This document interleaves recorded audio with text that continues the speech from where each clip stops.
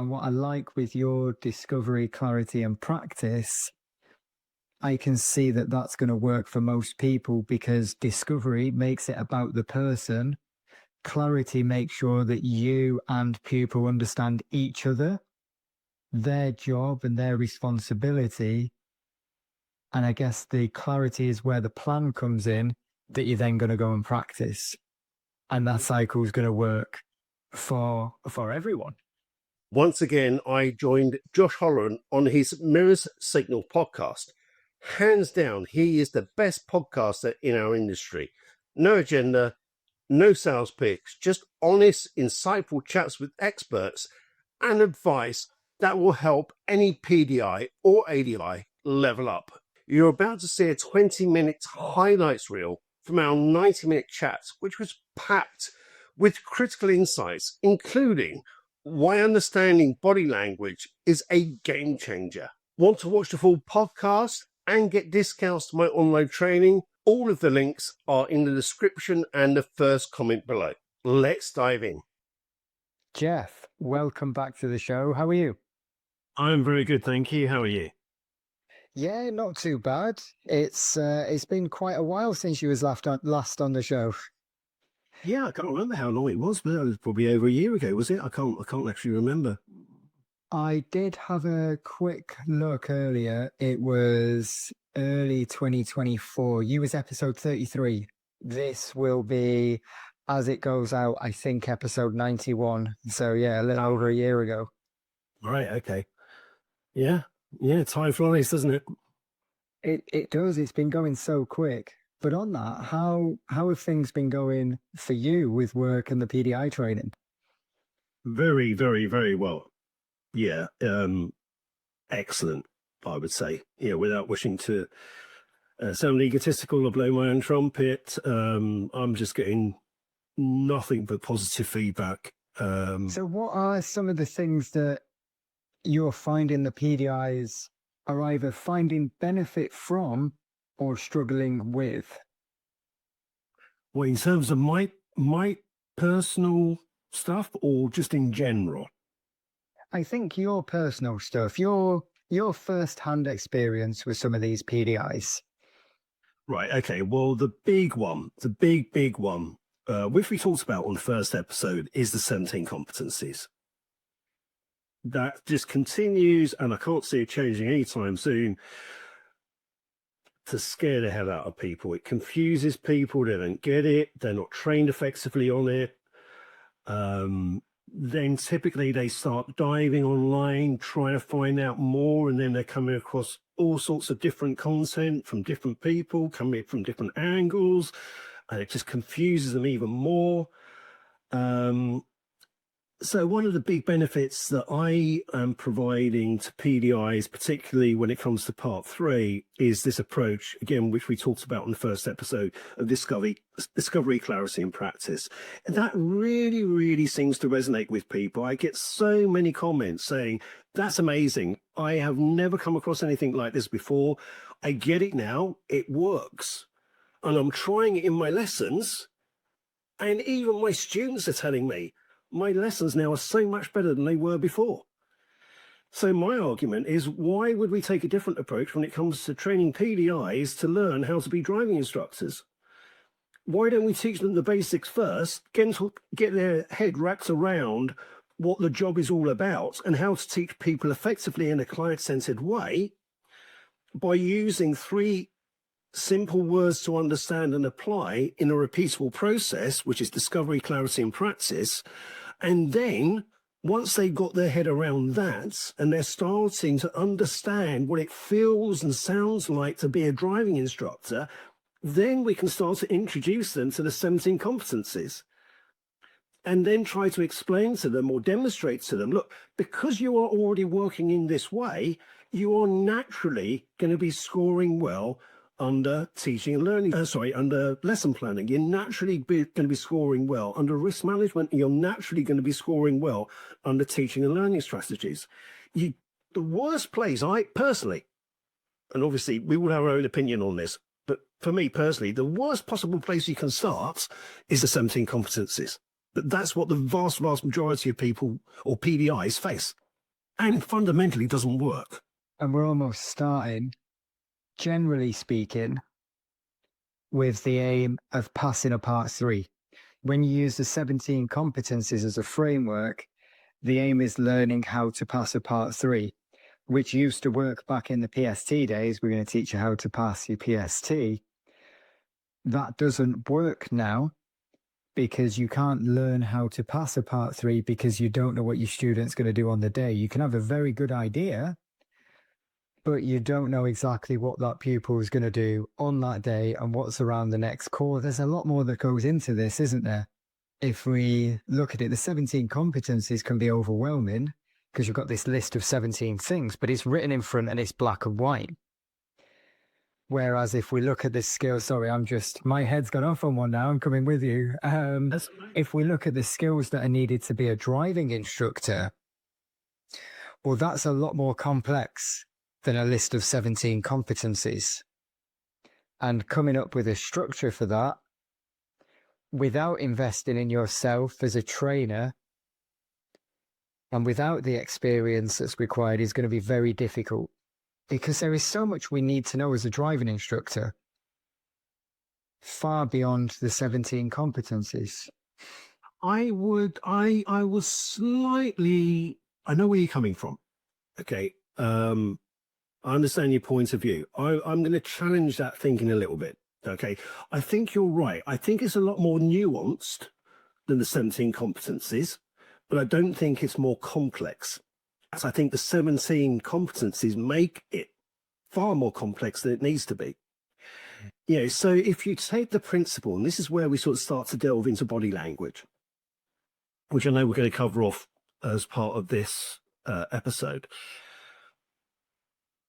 Let's take a part 3 test start, if you like, right from the get-go. After the PDI and the examiner have met privately, they've had their conversation, the PDI's told the examiner who they brought along and what the principal focus of the lesson is going to be. And then the examiner says, okay, thanks, show me out to the car. I'll introduce myself to the student, and then I'll be sitting in the back, and then I would see it. Now, hopefully, but it doesn't often happen, you've prepped your student well in advance. When I say prep, I don't mean to rehearse what you're going to do. I mean just to establish what is going to happen on your part 3 test, or it could be a standards check. So it's not untypical, that the instructor has got a candidate that's prepared to turn up graciously, and they've said, yeah, that's fine. And maybe they've had a lesson before the test, either literally before the test or the week before the test or the day before the test, whatever it might be. And they've been working on one particular subject that's relevant. It's absolutely a need that the learner needs to have some support with. So let's take, for example, turning right at traffic lights, for argument's sake. And you've got a nice little test route. You've got that worked out in your head. You know where you're going to be driving. That's all good. You know where you're going to have your little pre-planned stop so that you can have your conversation with the student to see how things are going. And you're thinking, yeah, this is all going to go swimmingly. Yeah, I know this student. They're normally a very, very reliable student. They drive to a decent standard, and I can trust on them. They're not going to do anything stupid and catch me out. And then you're jumping in the car with the examiner in the back, and now you as a PDI, you're disappearing inside your own head now because you're now starting to think about the 17 competencies. And the first thing, the first section that you need to be thinking about is lesson planning. Right, okay, so you're disappearing inside your head, either literally or virtually, and going, right, okay, 17 competencies, lesson plan, right, what am I meant to be saying again now? So you're getting a little bit of a dry mouth, and you think, right, okay, I need to establish what the needs are, don't I? So, right then, students, so what we said on the way down is we're going to be doing turning right traffic lights. That's right, isn't it? Yep. Student says, right, okay, so how do you want to do that then? Do you want me to give you full guided instruction or full talk through or prompted, or do you feel like you can do it all independently?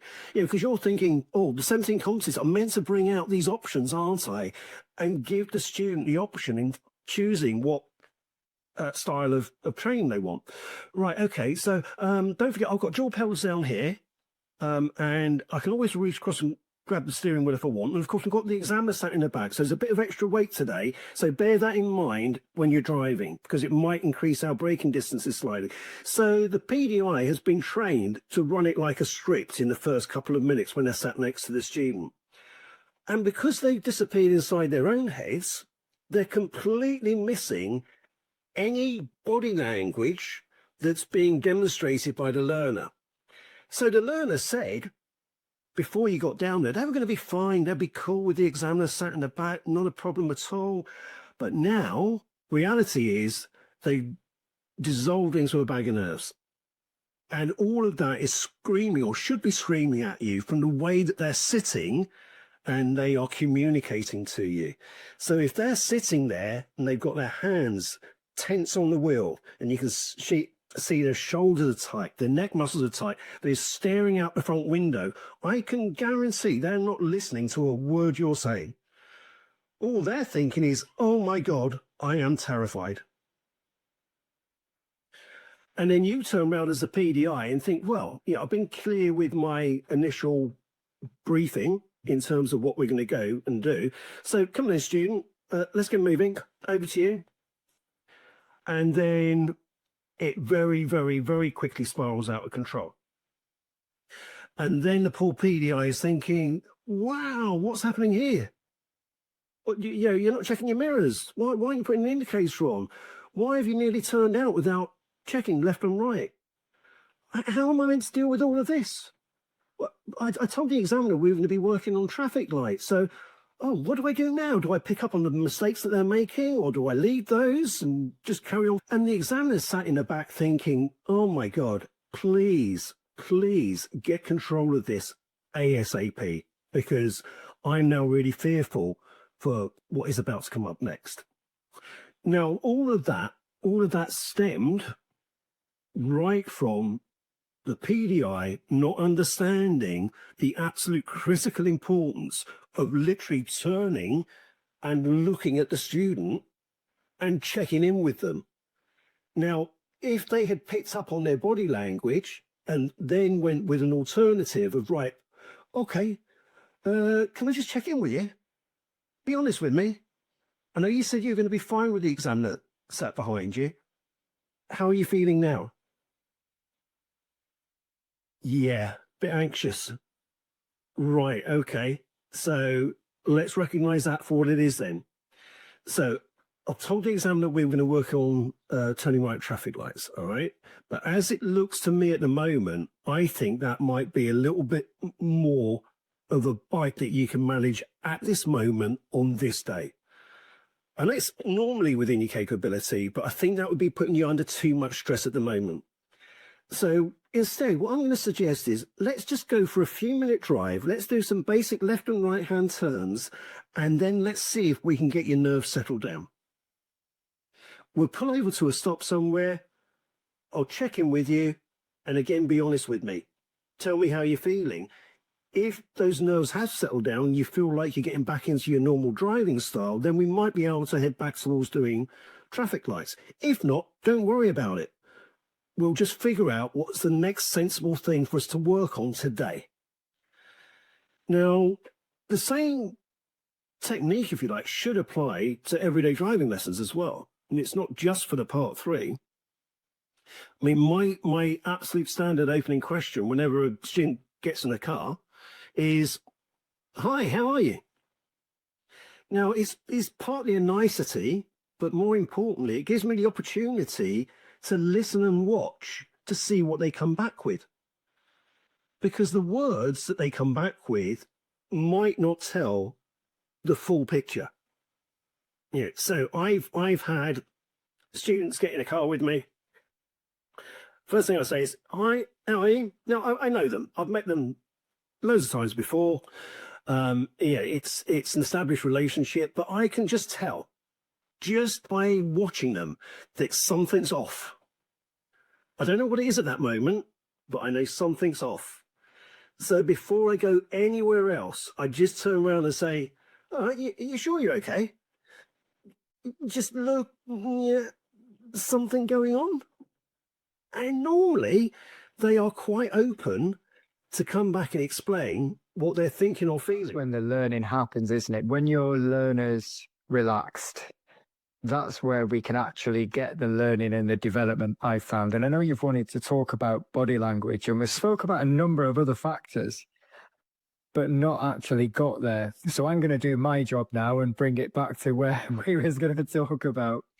But body language, how can we start to see when the pupil is relaxed and comfortable with the learning environment, and what might be some signs that they're a little uncomfortable and maybe not in the right frame of mind right now to do whatever we're about to go and do?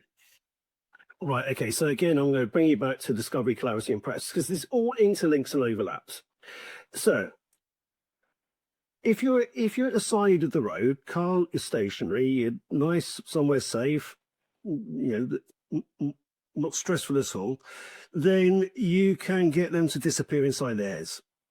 And you can literally turn and watch and listen carefully, and you can ask big, fat, open questions. You can let them safely disappear inside their heads. Allow silence to hang in the air. Don't feel the pressure of jumping in and giving them the answer if they don't come back within the first few seconds or so. If you can see their eyes are going up, or they're staring out the front window, or maybe looking to the side a little bit, those are all strong visual clues. They're thinking. Let them think. They might struggle a little bit to come up with the words that they want to use to answer the questions that you've asked them. And ultimately, the words they come back with might not necessarily make sense. They might be a little bit jumbled or just idiotic, really. But again, it doesn't matter. Whatever they come back with is your useful starting point to ask the next question. But you don't want to do that on the move. So this is where watching body language on the move is a subset of that skill set. Yeah, so you're watching them, of course, hopefully you're checking for their mirrors, their indicators, you're looking at what their feet are doing, you're watching to see what they are identifying and having to deal with on the road.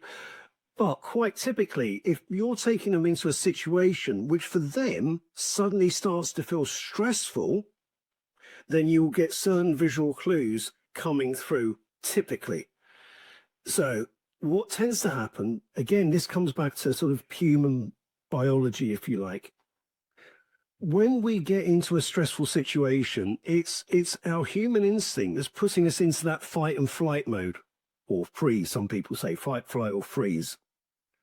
And if it's fight and flight, what our brain automatically does, without us being able to control it, is to give our body a shot of adrenaline. Now, that adrenaline causes our muscles to stiffen up, which then gets demonstrated in the way that they're controlling the car. So they might be going from a sort of like nice, relaxed driving style, and then suddenly it's that. And then you can see their arms are stiffened up, their necks stiffened up, they're just staring out the front window. And when they go for a gear change, they're grabbing it and they're trying to ram it from one gear into another. Those are all classic symptoms of this person at this moment in time is going through a hell of a lot of stress. And what I like with your discovery, clarity, and practice, I can see that that's going to work for most people, because discovery makes it about the person. Clarity makes sure that you and pupil understand each other, their job and their responsibility. And I guess the clarity is where the plan comes in, that you're then going to go and practice.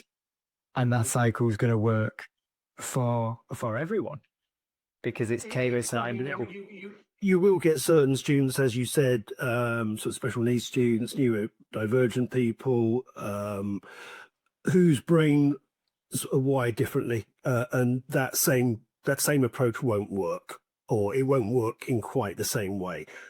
I'm talking about a technique that will work with probably 90% of people 90% of the time. Want to watch the full episode and other great Mirror Signal podcast guests? Email me for 50% off your first month subscription. And please take a few seconds to hit subscribe and like. It costs you nothing, but massively helps me to grow this channel and publish more content. Let's keep leveling up your AUI skills and get you that all-important pass.